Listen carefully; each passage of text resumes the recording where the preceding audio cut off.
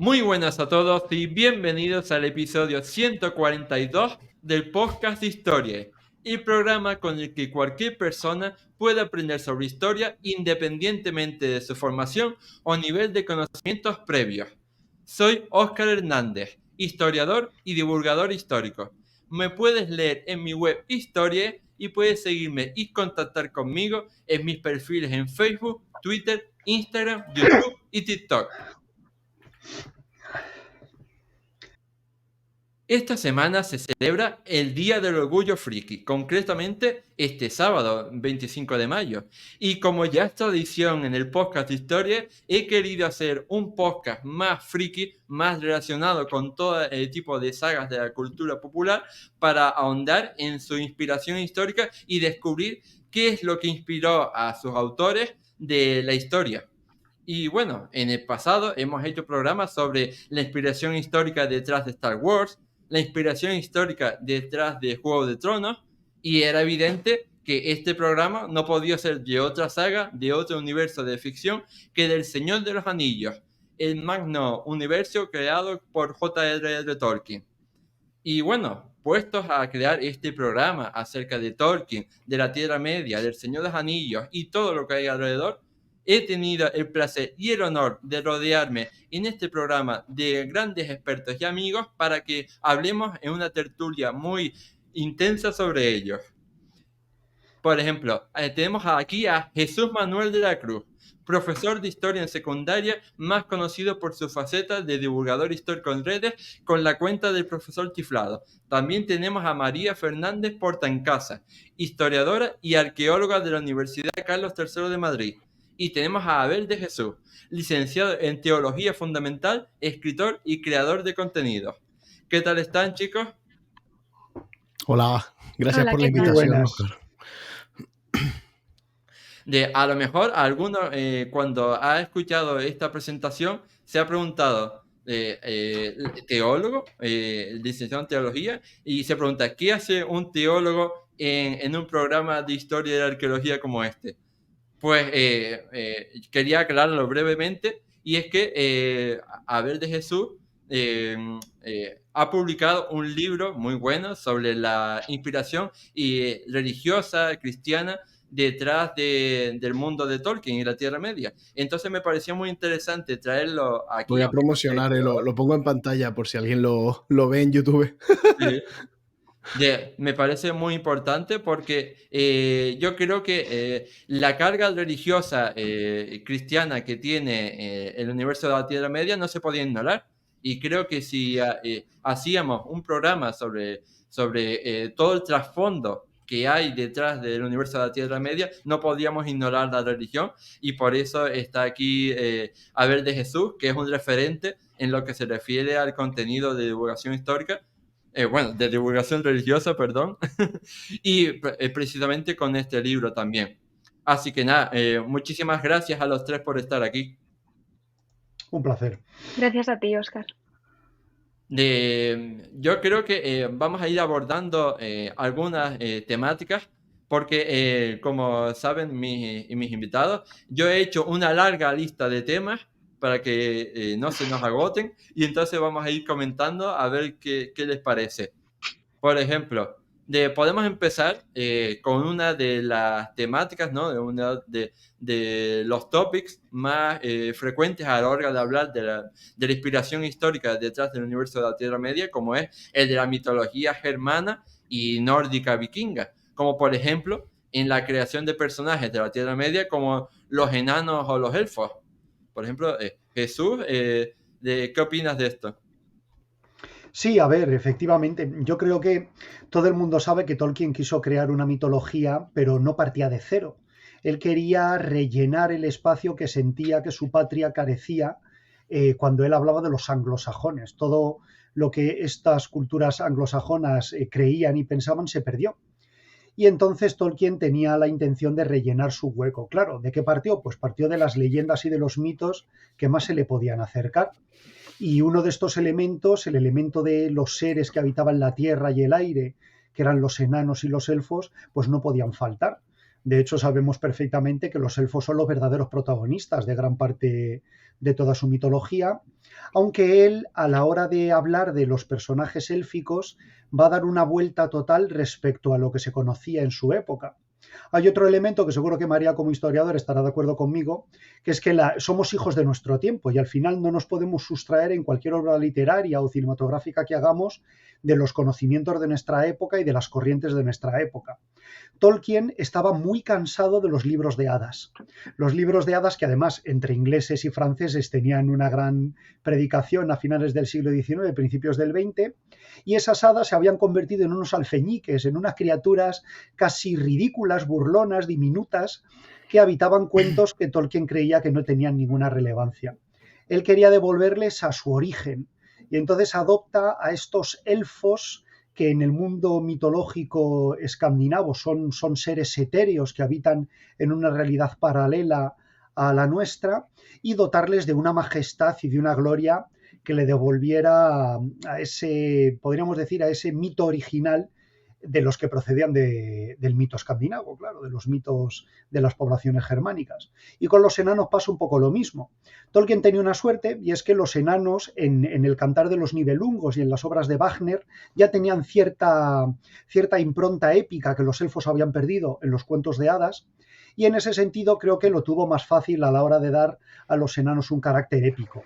Pero con los elfos, desde luego, él hizo un trabajo que yo creo que gracias a Tolkien se rescató gran parte del carácter élfico de estos personajes y ahora todos que pensamos en un elfo ya no pensamos en estas criaturas de cuentos de hadas que viven en casitas diminutas estilo Campanilla, sino que ya pensamos en otra cosa y en esto él tiene una labor fundamental. María, tú de hecho no solo eres historiador y arqueóloga, sino que has publicado cosas, ¿no? Sobre Tolkien. Eres investigadora.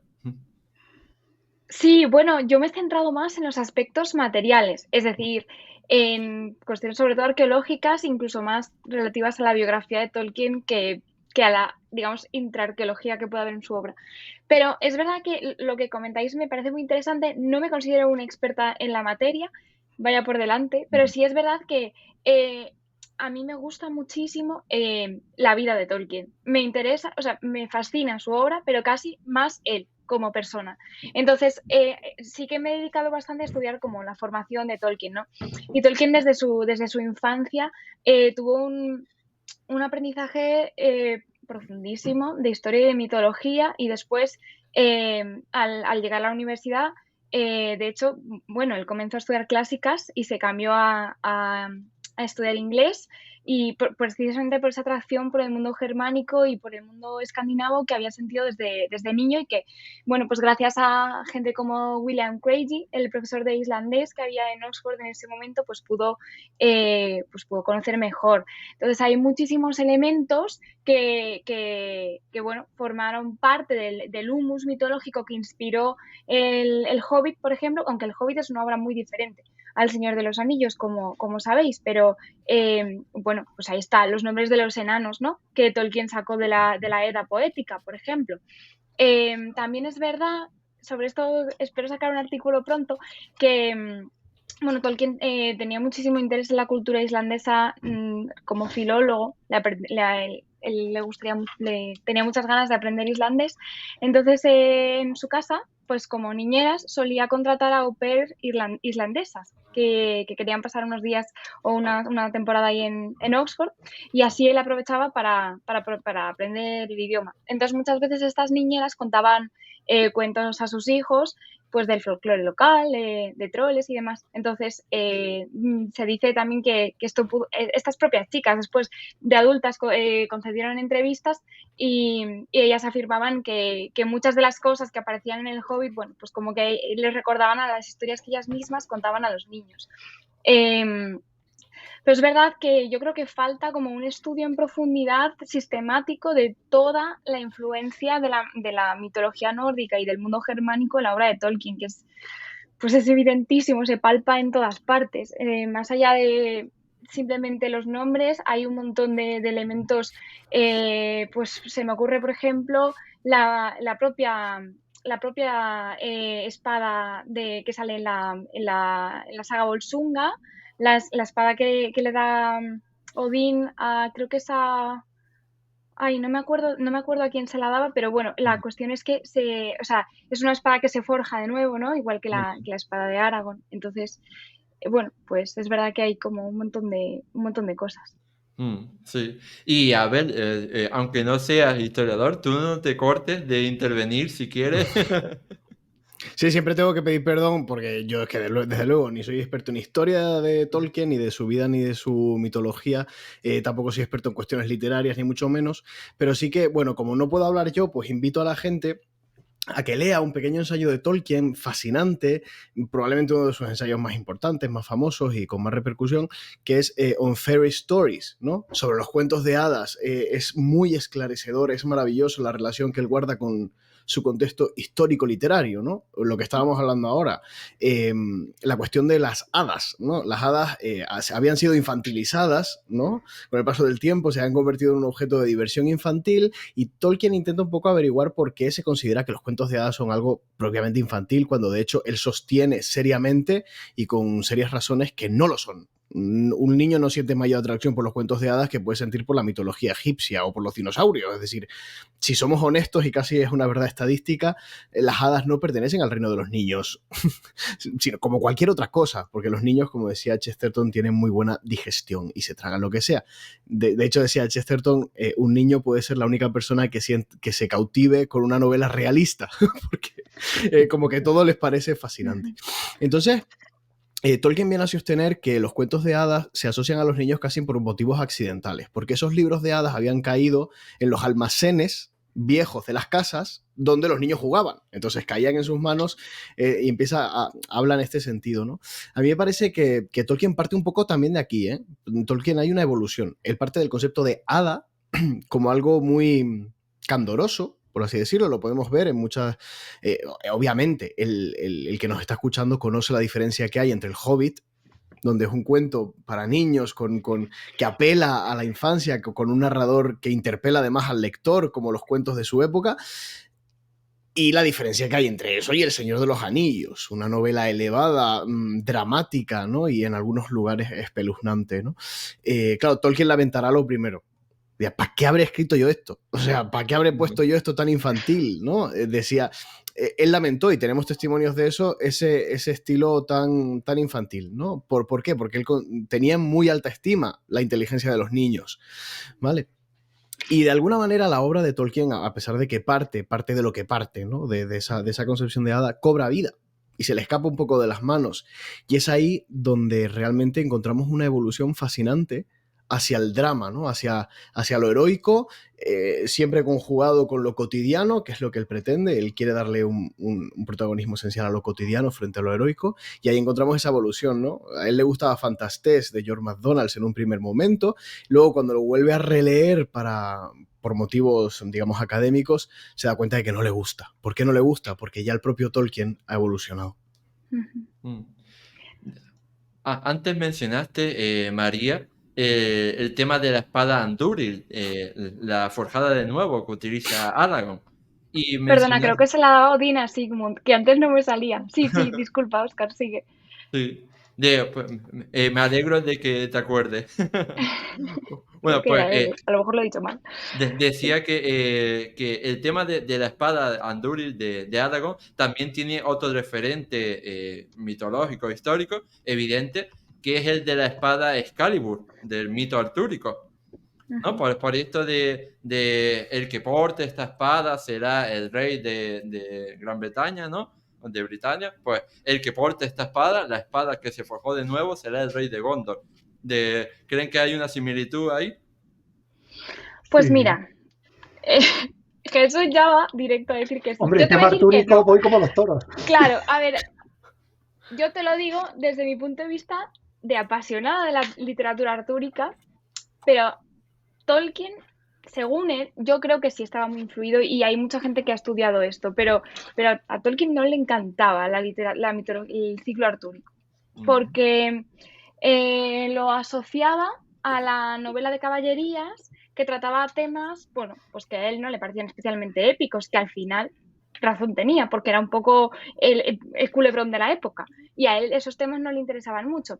Luego se da la circunstancia de que en su grupo el grupo con el que él se reunía, con sus colegas profesores para debatir los textos que estaban escribiendo todos ellos y tomarse una cerveza, el grupo de los Inklings, bueno, pues uno de los miembros, que era Charles Williams, hacía bastante relectura de la literatura artúrica y bueno, era un hombre un poco esotérico y a Tolkien no le gustaba mucho su compañía y bueno, su influencia sobre C.S. Lewis. Entonces, yo creo que también asociaba un poquillo todo el tema artúrico a este hombre y a su producción literaria.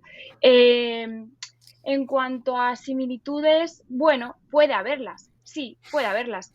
Pero sí que es verdad una cosa, a mí me ha gustado mucho lo que ha dicho Abel de la evolución que hay en Tolkien. Y es que realmente o sea, no podemos juzgar la misma intencionalidad a lo largo de toda su obra. Porque no a lo largo de toda o sea, su obra la hace a lo largo de toda su vida y en cada momento está influido por unas lecturas diferentes y opina unas cosas y otras. Por ejemplo, en su juventud escribió un poema que se llamaba Goblin Feet, en el que bueno, pues era un poema como de duendecillos de esta clase, de pequeños duendes y hadas de bosque, como los que nos podemos imaginar, porque al final él también había sido un niño postvictoriano, ¿no?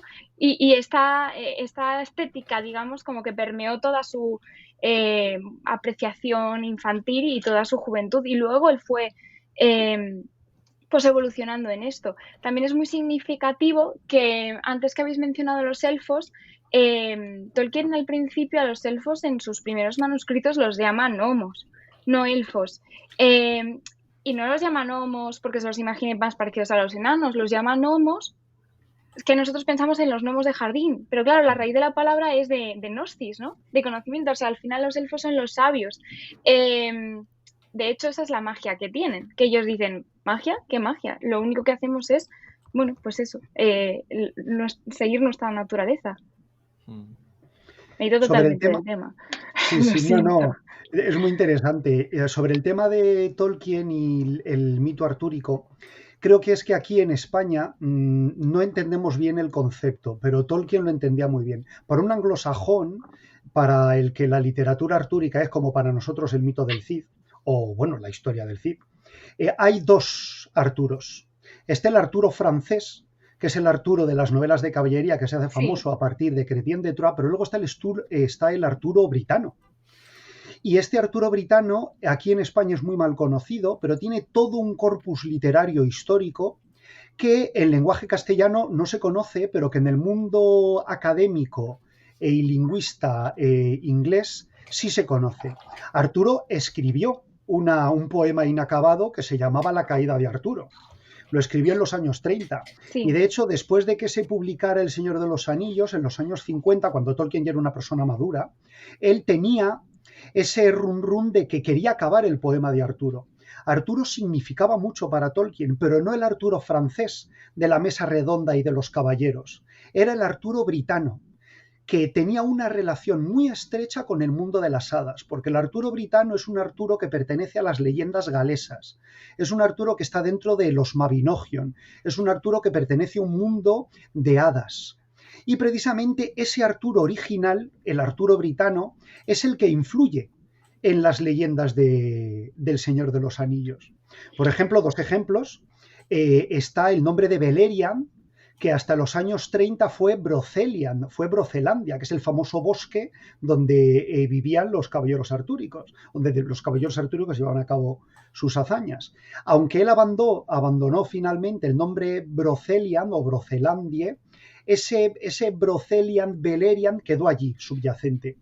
Y luego hay otro elemento muy importante en el tema de Tol Eressëa y Númenor, que es Avalon, la isla que está más allá del mar y que tiene la promisión, pues en el caso de Tol Eressëa, de la vida eterna, en el caso de Númenor, del reino que fue, y que tiene también una conexión muy profunda con el mundo artúrico británico, no francés. Yo no sé si es el ciclo británico o el francés, yo sé, voy a ser de abogado del diablo en esto, que Tolkien le disgustaba el elemento cristiano dentro del ciclo artúrico. Y si da tiempo explicaremos por qué. Porque eso le quitaba para él esa dimensión feérica también, ¿no? Oye, Exactamente. pues claro, me hablas del mundo primario, entonces ya Eso es. resta de alguna manera ese trasfondo épico, magnificente y arcano que él buscaba en una obra literaria. Ese es el Es- Arturo francés. Pero es que realmente, o sea, eso que has dicho del Arturo francés es verdad, pero vamos, yo juraría que es que Tolkien consideraba precisamente que ese era el Arturo fetén. O sea, él decía como que no le encantaba la literatura artúrica y por eso hace su propia versión de Arturo, donde los personajes tienen una personalidad bastante diferente. Una ginebra muy fría, por ejemplo. Esas características creo que las hace como para hacer su versión porque no le gusta mucho la literatura artúrica porque la considera, pues eso, fruto del género de las leyendas de caballería, con elemento romántico y con elemento cristiano casi bajo medieval, pues más presente, más... Entonces, no sé, yo no noto ese carácter en la obra de Tolkien. O sea, no noto como esa herencia, a lo mejor pues de algún término, de cuestiones... Bueno, pues sí, galese sí, pero no sé. ¿Y qué opinan? Yo creo que de los distintos Arturos que están comentando, del Arturo francés o el Arturo británico, yo me quedo con el Arturo de los Monty Python en Los Caballeros de la Mesa. O sea, ese es mi favorito. Yo con el de la BBC. Ese es la serie esta La serie- de... que es como Embrujadas, pero en plan Rey Arturo. Es Berlín adolescente, sí. Sí, me encanta esa parece muy serie, estoy graciosa esa contigo, serie, María. sí. Me vi como 3 temporadas, no es broma, y no hace mucho. Con el dragón pega que hablaba, era graciosísimo. Es buenísima esa serie. El final me es encantó. terrible, no os lo recomiendo. Si la veis, no veáis el final. Pues no sé cómo termina, ya hablaremos. Y, por ejemplo, respecto a uno de los personajes más importantes del Señor Anillos y del Hobbit, como es Gandalf, y ¿qué opinan acerca de cómo se puede crear este personaje? Porque hay quienes dicen que Gandalf está claramente inspirado en los druidas celtas, mientras que otros te dicen que Gandalf es Odín, el dios nórdico Odín. Entonces, ¿ustedes qué opinan? O sea, Gandalf es Gandalf. Gandalf es el que es. Perdón pero es verdad que Tolkien tenía una postal en su casa que había comprado en Suiza, me parece, cuando estuvo de joven con su hermano, en la que había un cuadro un cuadro como mitológico, que ponía por detrás en alemán el espíritu de la montaña, y por delante salía un anciano,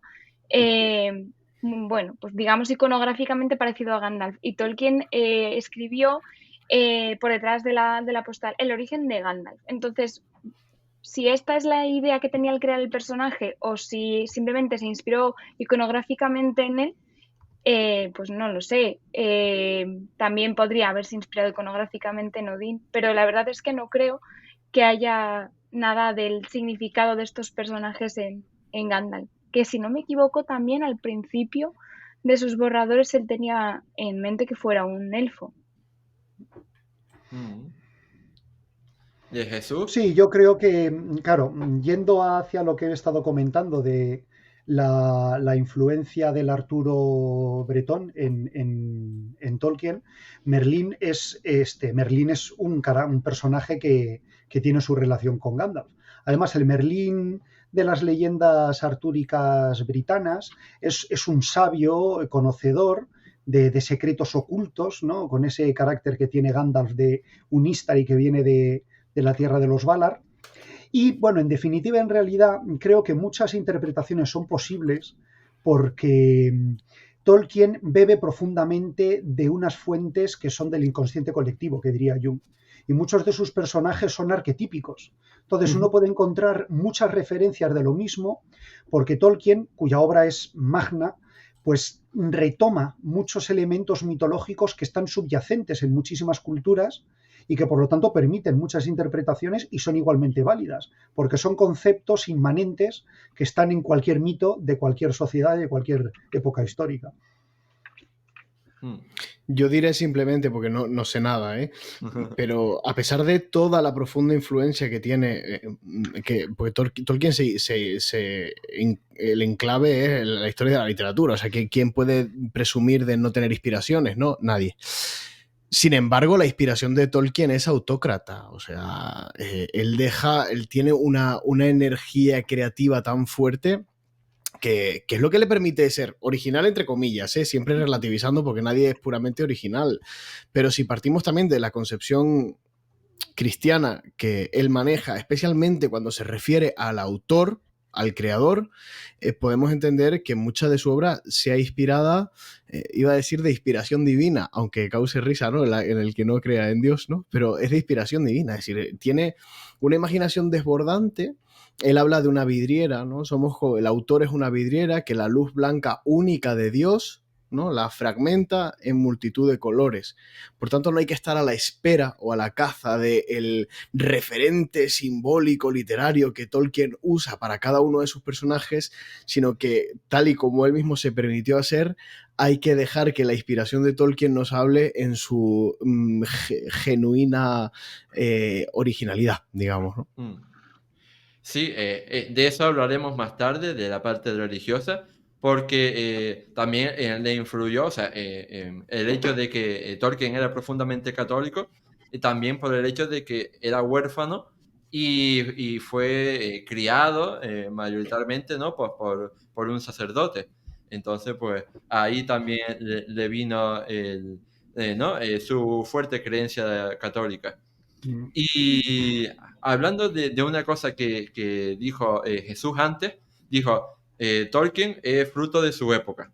Pues precisamente sabemos que Tolkien tuvo que luchar en la Primera Guerra Mundial y de hecho participó en batallas tan crudas y absolutamente terribles como fue la batalla del Somme en 1916.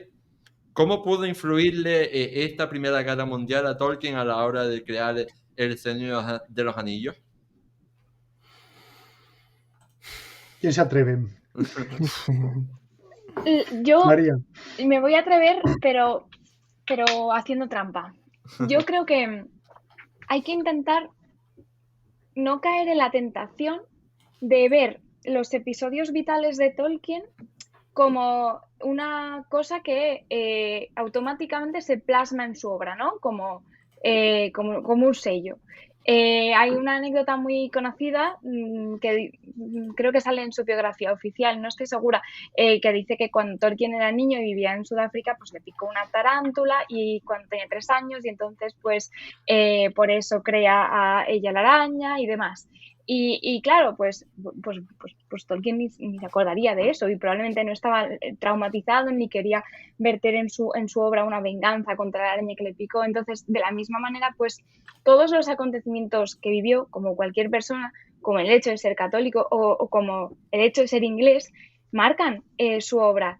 Pero no hay como una metáfora de nada que vivió en su obra porque a él le disgustaba muchísimo la alegoría, ¿no? Creo que seguro que Abel luego habla largo y tendido de esto y no me quiero adelantar, pero de la misma manera que yo creo que le disgustaría para el religioso, también le disgustaría para cualquier anécdota vital. Ahora bien, por supuestísimo, la Primera Guerra Mundial marca el periplo vital de Tolkien. Sobrevivir a la batalla del Somme es un antes y un después. E incluso yo creo que es pues uno de los mayores hitos de la historia de la humanidad, la Primera Guerra Mundial. Es la puerta a la posmodernidad y es lo que hace que haya personas que, bueno, pues normal, porque viven un trauma enorme. Entonces, su periplo vital se transforma con una profunda desesperanza y eso afecta a su producción literaria. En el caso de Tolkien, al revés, le reafirmó en su esperanza, sus vivencias, sus horribles vivencias le reafirmaron su esperanza y bueno, pues hicieron que su producción literaria fuera tan maravillosa como es. Y puede ser que ciertas cosas, como la lealtad de los ordenanzas, de los oficiales, se vea reflejada en la lealtad, por ejemplo, de de Sam hacia Frodo, o cosas como la Ciénaga de los Muertos, pues a lo mejor pues puede ser que sí se parezca a ciertos momentos de la batalla del Somme, pero no hay una transposición literal. No hay una transposición literal, pero se ha comentado mucho que una de las escenas más próximas a lo que Tolkien pudo ver en el Somme es precisamente el asedio de Minas Tirith. El Somme, tenemos que entender, en el norte de Francia, en una sociedad que era industrial, pero donde todavía el sector primario era muy importante, toda la zona fronteriza entre Bélgica y Francia serían zonas verdes, de pequeñas aldeas, de bosquecillos, que Tolkien además sentía una sensibilidad muy especial hacia ese tipo de paisajes. Y sin embargo, en el Somme, en Verdún, en el Marne, todos estos territorios acabaron literalmente arrasados por el lanzamiento de toneladas de bombas a lo largo de prácticamente 4 años ininterrumpidos de guerra. Y precisamente Tolkien, en las descripciones que hace de los campos del Pelennor en torno a Minas Tirith, habla de esas granjas, de esos bosquecillos, de esas campiñas verdes, y cómo después los orcos destruyen todo aquello, es convertido en un mar de llamas, en un mar de bosques talados, de zanjas, y trincheras excavadas por los orcos. Y la verdad es que a uno le llama la atención cuando, desde un punto de vista militar o del gusto por lo bélico, estudia esos fosos concéntricos que cavan los orcos en torno a la ciudad de Minas Tirith. Bueno, a ver, pueden tener un sentido para cortar la retirada del enemigo, ¿verdad? Pero si luego iban a mandar torres de asedio y todos como las mandan, esas zanjas interrumpen el paso. Y luego además son zanjas que prenden fuego a ellas. Pues en realidad yo lo que veo ahí es una clara relación a lo que Tolkien tuvo que vivir en las trincheras. Esas zanjas que cavan los orcos son trincheras. Y ese fuego que emerge de las trincheras y que al final incendia las granjas y destruye los bosques es la artillería que destruye el campo del Somme. A mí me parece que eso tuvo que ser una escena muy potente que Tolkien utiliza exprofeso en esa batalla en concreto. Y hablando de guerras mundiales, lo que sí hizo Tolkien es negar tajantemente que su obra se basara en la Segunda Guerra Mundial, que es la más conocida por todos. De hecho, hay muchas teorías por ahí pululando, ¿no? Que te dicen, no, es que Saruman es Hitler y el anillo único es la bomba atómica. Pero repetimos, ¿no? Que el propio Tolkien negó categóricamente varias veces que se basara en la Segunda Guerra Mundial. Háblenos un poco de esto. Sí, eso además es que era una cosa que a Tolkien le sacaba de quicio. Cuando le preguntaban, era una cosa que le ponía frenético. Pero es que hacer ese tipo de paralelismos es, en realidad, a los ojos de Tolkien, es no entender absolutamente nada. Nada de su un poco de su gnoseología o de su epistemología. Es que no entiendes cuando tú intentas, y él tiene multitud de cartas en las que dice, joder, sobre todo por parte de católicos recalcitrantes, ¿no? Que dice, bueno, llegaba hasta tal punto que decía, ¿cómo va a crear la Virgen María? Sí, que le traía la Virgen María, Gandalf y los magos son los 5 sentidos y no sé qué, y él tenía una paciencia infinita, y hay que conocer muy bien a los católicos para saber hasta qué punto puede llegar tu paciencia, ¿no? No tiene una... Dice que los comunistas guarden relación con los orcos es la misma relación que guardan los orcos con los comunistas. O sea, no se puede establecer una relación de que este es el primer término de la comparación y el mundo de Tolkien es el segundo término de la comparación, sino que es un mundo, que es el de la Primera Guerra Mundial, Segunda Guerra Mundial, el mundo primario, y luego hay un mundo secundario que él llama, donde pasan todas estas cosas. Y los dos son verdad. Y por eso se parecen.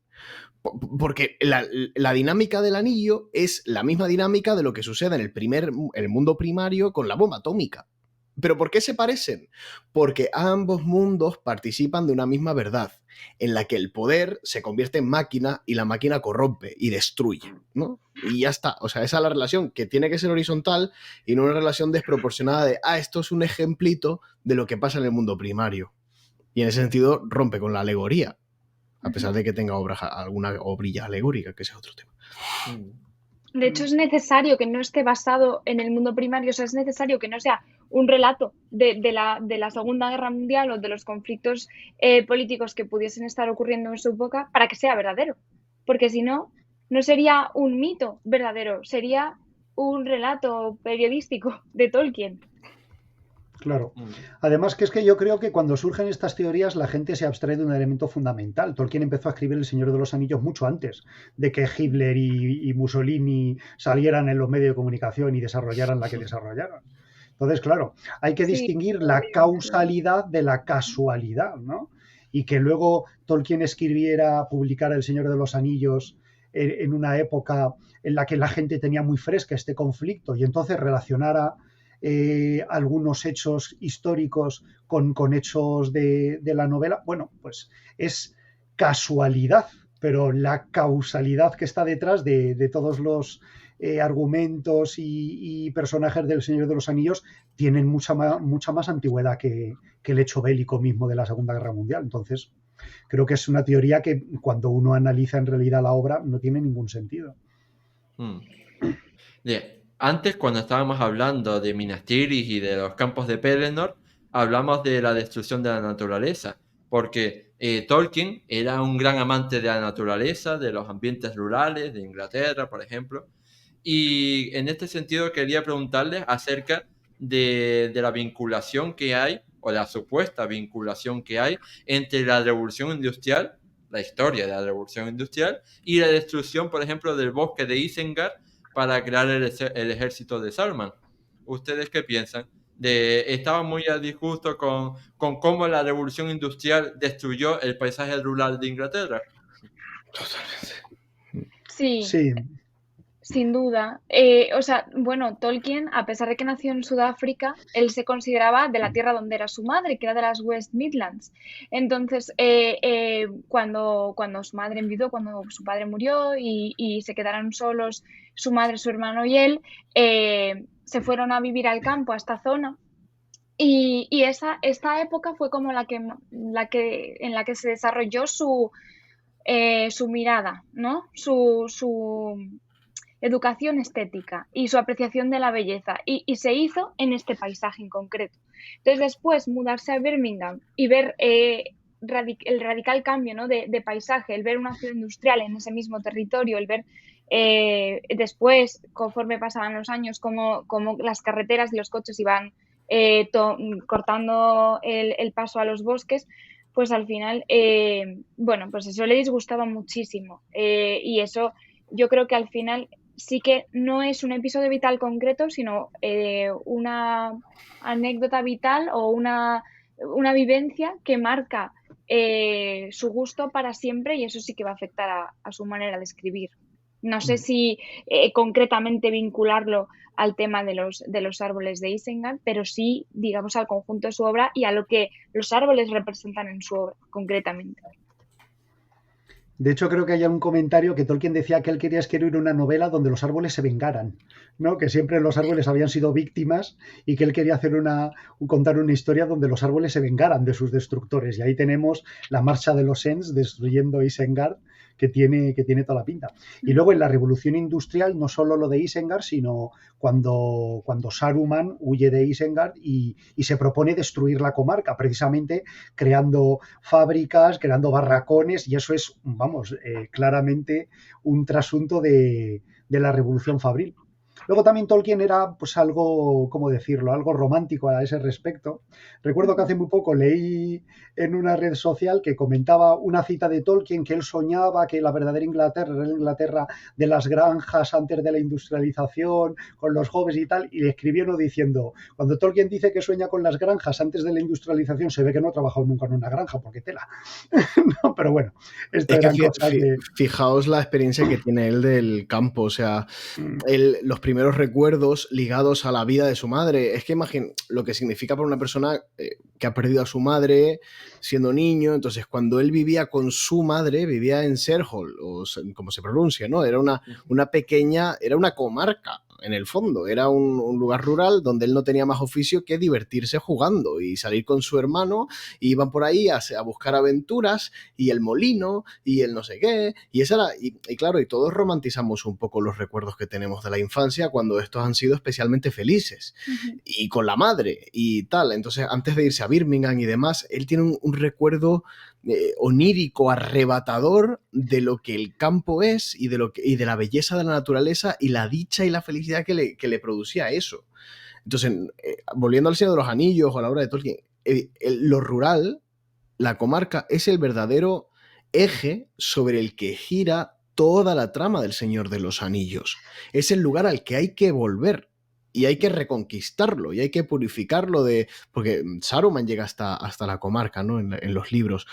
Y es necesario ese proceso de volver a la comarca. En uno de sus, en Hoja de Nigel, que no sé si la conocéis, este pequeño cuento que él escribe, la vida eterna casi, ¿no? Digamos, el infinito, la última estación del tren está en el campo abierto. Y para Tolkien el campo abierto es el objeto al que tienden todos sus anhelos existenciales y espirituales. Y también podríamos establecer un paralelismo entre, a lo mejor, entre el propio Tolkien y el protagonista, ¿no? Que es Frodo Bolsón, porque ambos son huérfanos. Frodo Bolsón perdió a sus padres y fue criado por Bilbo, y Tolkien, pues al final, ¿no? También llegó a perder a sus padres y fue criado por un sacerdote. ¿Qué opinan de esto? Yo creo que Frodo es huérfano porque no tenía otra manera de vincularlo a Bilbo.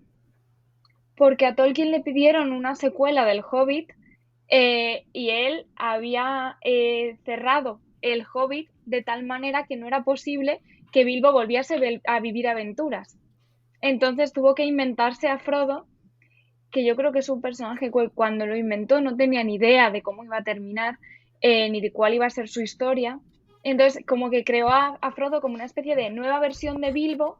Pero claro, Bilbo no se había casado, no podía ahora inventarse toda una historia de los hijos de Bilbo, entonces pues era necesario como que Frodo estuviese vinculado a Bilbo de alguna manera. Yo no creo que tenga mucho que ver con la orfandad del propio Tolkien. Y además que el héroe nunca tiene padres.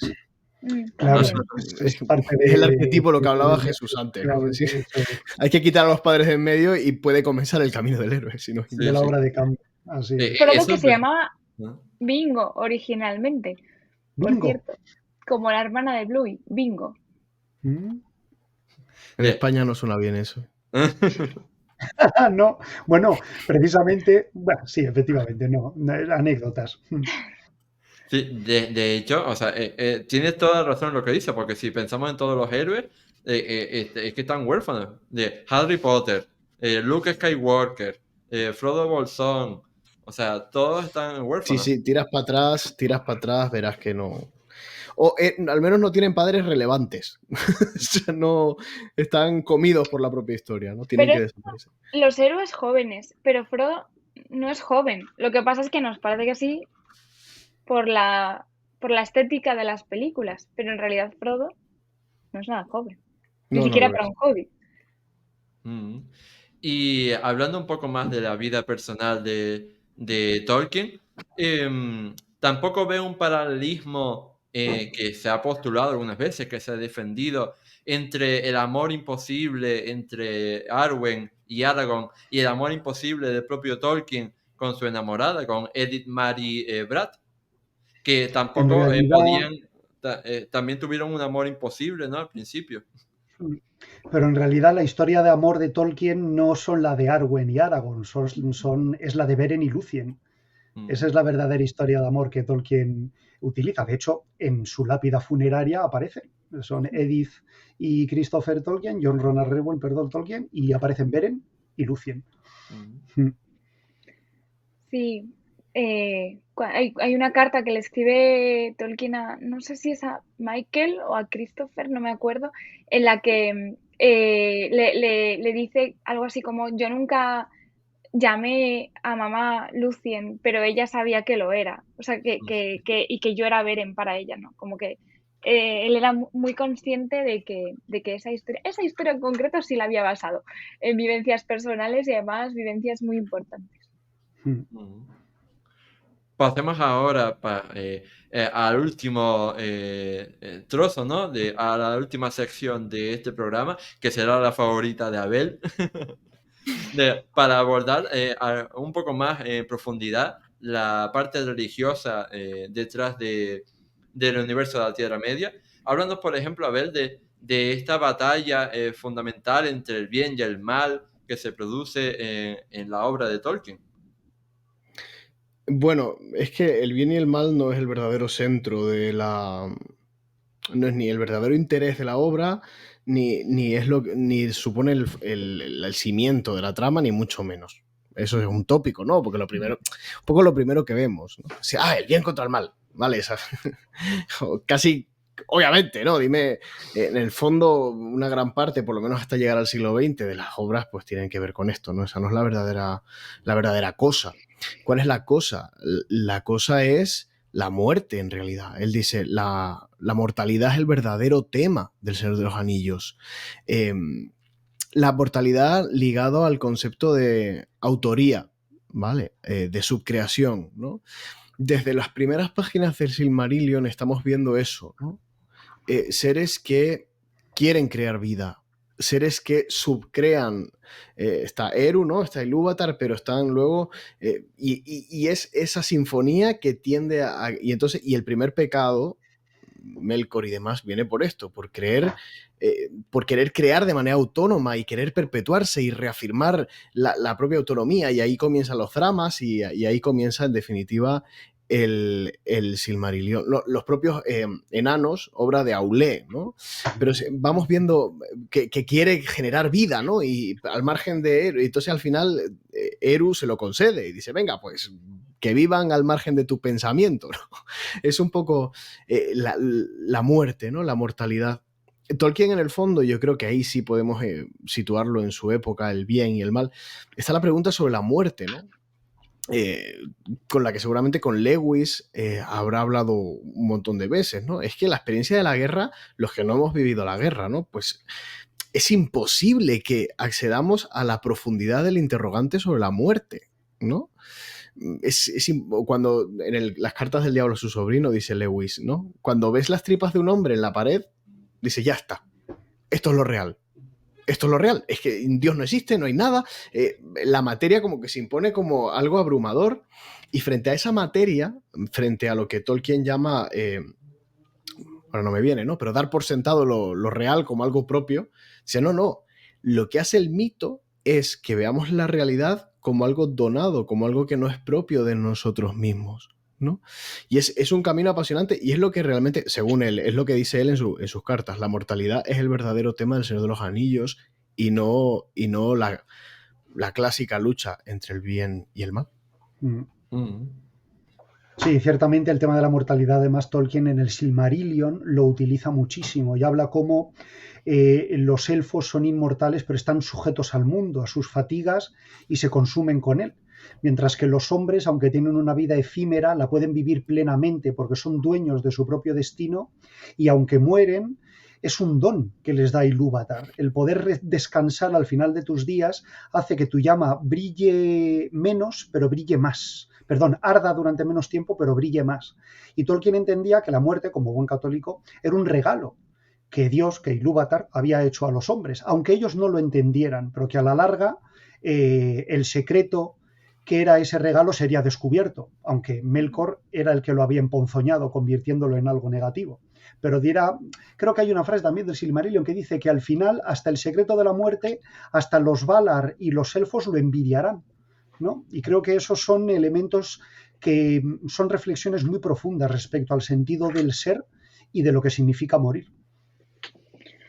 Yo estoy de acuerdo con vosotros y añadiría que es curioso que siempre se exagera la lectura cristiana, entiéndase las comillas que le pongo para la gente que no vea el vídeo a lo de la lectura cristiana de la obra de Tolkien, y precisamente en este tema, en el de ver el tema del Señor de los Anillos como una lucha del bien contra el mal, pues se patina, porque incluso aunque quieras hacer una lectura cristiana, es que una lucha del bien contra el mal no sería una lectura cristiana.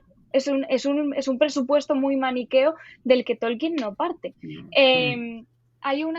Creo que él dio dos definiciones de cuál era, de qué iba El Señor de los Anillos. No las dio por separado, pero si se juntan sería algo así como que es un ensayo de estética lingüística sobre la muerte y la inmortalidad. Y es lo que es, porque al final él primero parte de su amor por las palabras, por las lenguas, ¿no? Él construye la historia, que esto no lo hemos comentado, para dotar de una historia a las palabras de los idiomas que se ha inventado previamente. Y bueno, luego en una entrevista en la BBC de 1968 se sacó de la cartera una cita de Simone de Beauvoir y la leyó y dijo: puedes estar de acuerdo o no con estas palabras, pero esta es la clave para entender El Señor de los Anillos. Y la cita es la siguiente: no existe la muerte natural. Nada de lo que sucede al ser humano es natural, pues su sola presencia cuestiona el mundo entero. La presencia de la muerte. Esta traducción no está muy bien. Todos los hombres deben morir, pero para cada hombre su propia muerte es un accidente. E incluso aunque no lo sepa y lo consienta, no deja de ser una injustificable violación. Esta es, para Tolkien, en palabras de Simone de Beauvoir, la clave del Señor de los Anillos. Ahí, en El Señor de los Anillos, hay un elemento fundamental, ¿no? y sobrenatural, como es el de la resurrección de Gandalf, que pasa de ser Gandalf el gris a ser Gandalf el blanco. ¿Cómo interpretamos esto desde el punto de vista teológico? A mí no, es que no me gusta mucho hacer... aquí está el elemento teológico, aquí está el elemento cristiano. Te voy a decir una cosa, porque a lo mejor esclarece también la pregunta por Gandalf y por... Fíjate, o sea, los paralelismos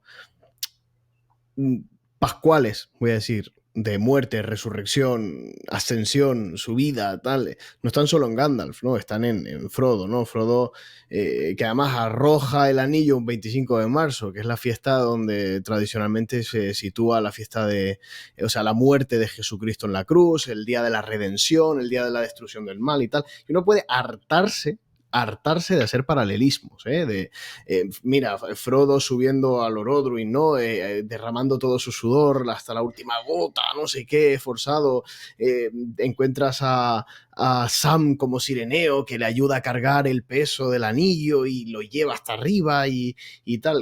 La diferencia principal es que Frodo fracasa, ¿no? No es capaz de arrojar el anillo y Jesucristo sí lo consigue, ¿no? Entonces como el interrogante, respuesta, promesa, realización, esa dinámica que tanto le gusta a Tolkien de alguna manera, pero ese no es el punto, porque no es algo consciente.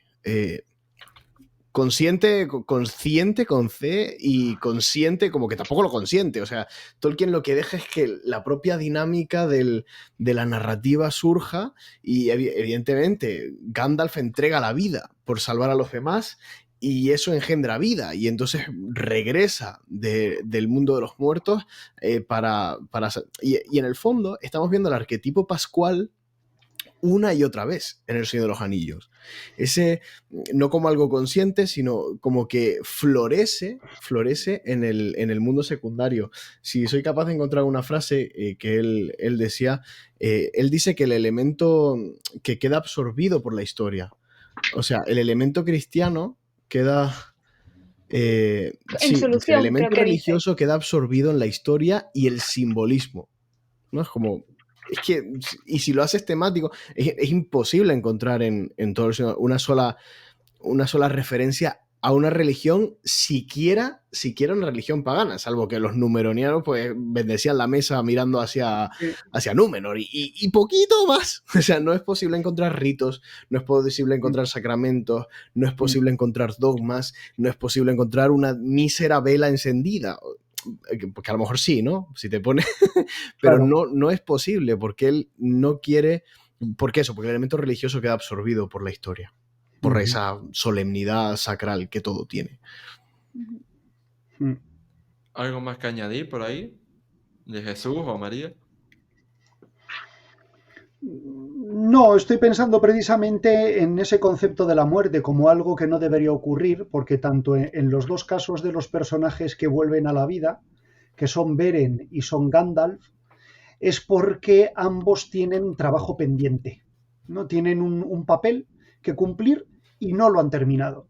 Entonces, como son piezas fundamentales de la historia, regresan a la vida para terminar lo que les quedaba pendiente. En el caso de Gandalf, él tiene que guiar al portador del anillo y bueno, tiene que culminar los hechos de la tercera edad participando en Minas Tirith.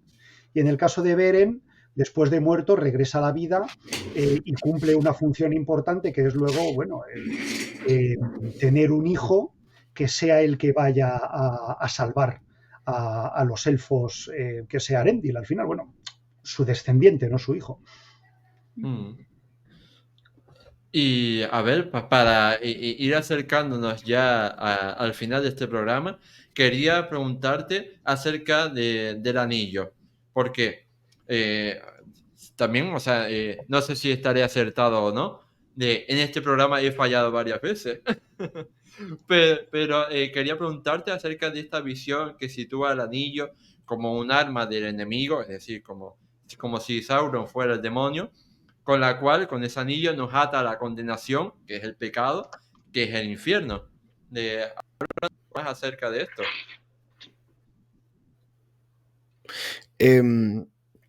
Tolkien tiene una especial querencia por el pecado, ¿no? Por el pecado moralmente hablando, ¿no? Sino que reflexiona mucho sobre el pecado y para él la caída, como la llama él, ¿no?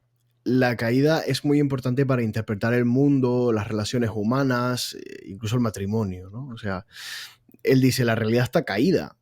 Y cuando se acerca a la realidad, dice, es que no se puede esperar nada de la realidad. Y ese aparente pesimismo que se refleja en la trama del Señor de los Anillos continuamente, ¿no? En el Silmarillion, esa carga dramática beowulfiana que lo recorre todo, de al final esto acaba mal. Tolkien no conoce el final feliz. No mucho, no hay un happy ending, es en el fondo, venga, a Valinor. O sea, que allí a lo mejor nos espera algo mejor, pero siempre queda como postergado, decir, no sabemos, imagínate, háblale a Frodo de final feliz. Pues no, porque está herido, porque está herido en muchos sentidos, ¿no? En muchos sentidos, una herida que yo me gusta defender, que es sobre todo espiritual. Frodo ha vivido tanto que ya no es un hobbit.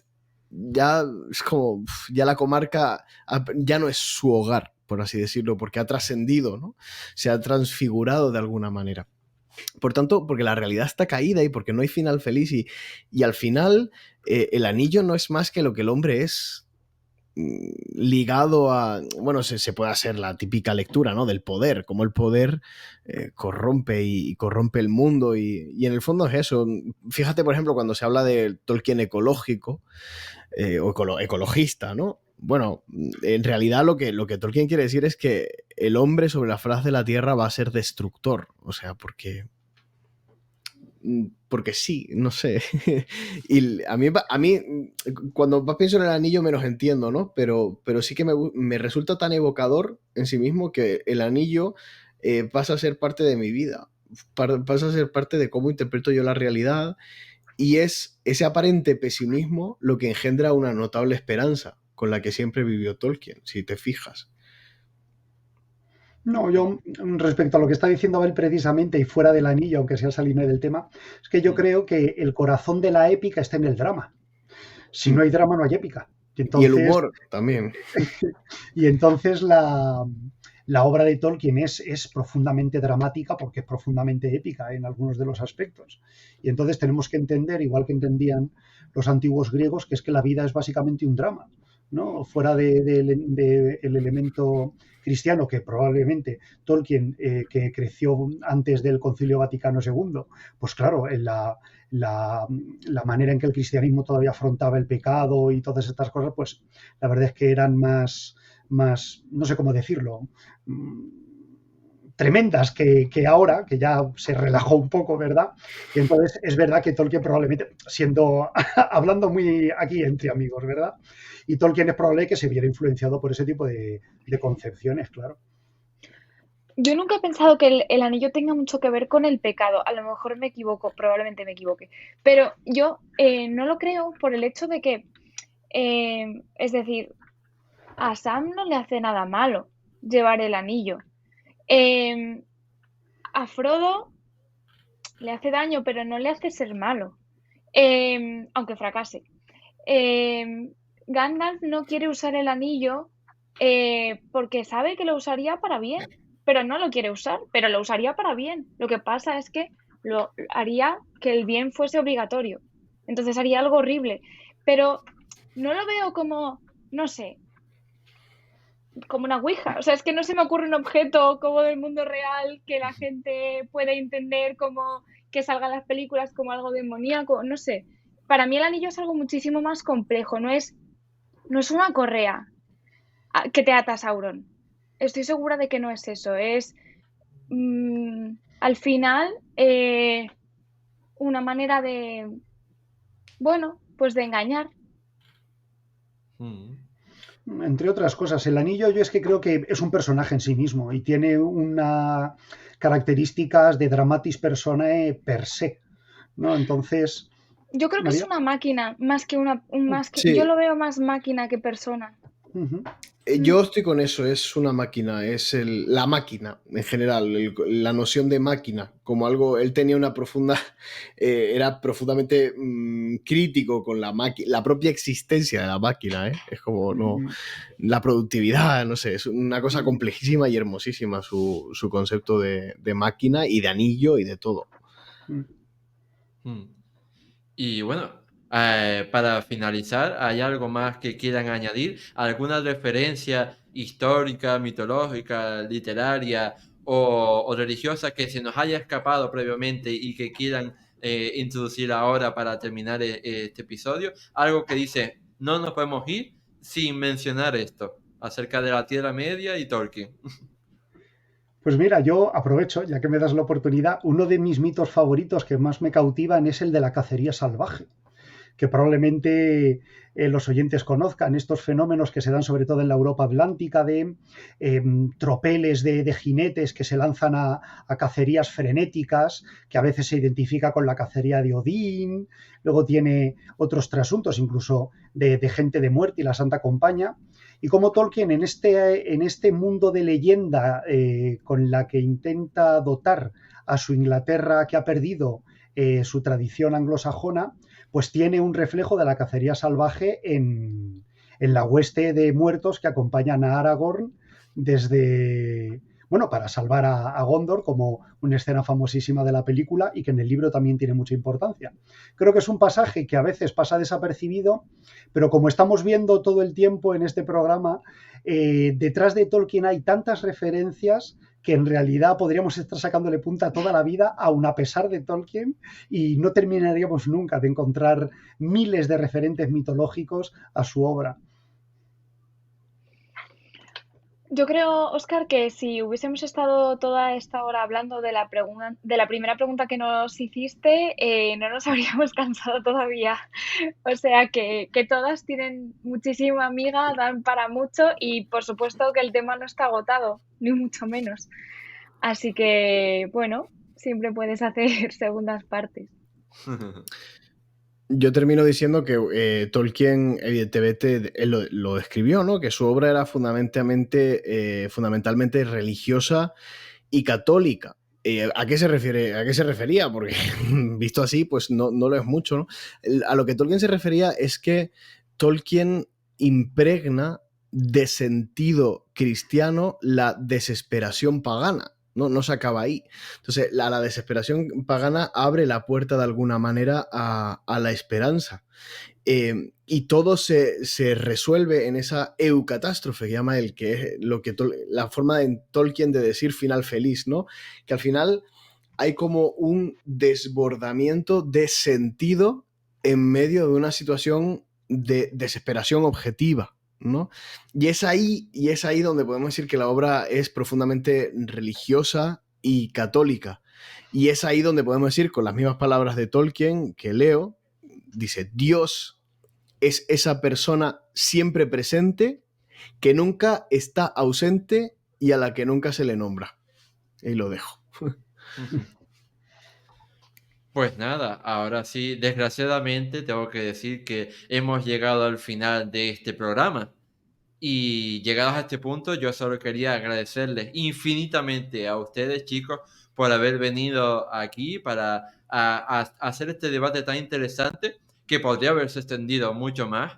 acerca de Tolkien, de la Tierra Media, el Señor de los Anillos y todas las inspiraciones históricas, mitológicas, religiosas y literarias que hay detrás de esta magna obra de la fantasía. Así que muchísimas gracias, Jesús, muchísimas gracias, María, y muchísimas gracias, Abel. Y por supuesto, lo voy a volver a repetir, tienen disponible ya para que puedan comprar la obra de Abel, de Jesús, en la que profundiza en toda esta visión religiosa y teológica que hay detrás del universo de la Tierra Media. Así que pueden ir a Amazon ahora mismo para hacerse con ella. Y no me voy, esto lo cortas después, pero no me voy sin decir que Óscar y yo somos primos hermanos. Que no lo has dicho, me parece. Sí, nos ha contado antes de que llegaras. Sí. Muchísimas gracias, Óscar, por invitarnos. Óscar. Ha sido genial. Muchas gracias, Óscar. Y encantada aquí para lo que haga falta.